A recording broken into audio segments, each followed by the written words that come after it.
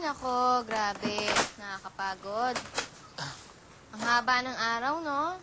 Dami-daming tao kanina. Umay. Alam mo, matatanggal ang pagod ko basta mapanood ko lang yung Memories of Bali. Alam mo, mahilig kasi ako sa mga Korean novela eh. Nanonood ka din ba ng mga ganun? Talaga? Mga Korean novela. Oo, nanonood ako nun. Magaganda yung mga yun. Alam mo, buti ka pa nga, nakapunta ka na ng Korea. Maganda ba sa Korea? Sa Korea? Oo, maganda sa Korea. Malamig. Magaganda yung mga lugar nila. Saka magaganda din yung mga babae doon. Oo, no? Parang si Sandy. Ang ganda-ganda nun. Sayang nga lang, hindi ko nakilala eh. Alam mo, pag nagmahal si Sandy, nararamdaman mo talagang nasa puso at isip ka niya. Ako? Ang swerte pala ng mamahalin ni Sandy. Hindi ko nga alam kung ako pa rin yun eh. Kung kaming dalawa pa rin. Pero gusto ko na sanang makahinga ng maluwag.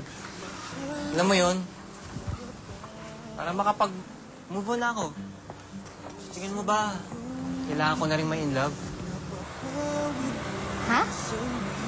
Eh kasi di ba ganun din yun? Wala naman kaming communication dalawa.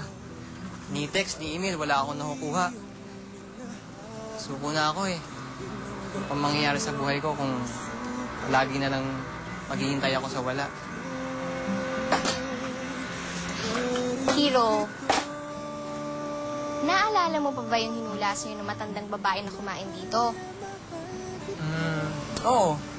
Yung sabi niyo sa akin, gagaang na daw ulit yung puso ko. Na mabubuksan daw ito ulit.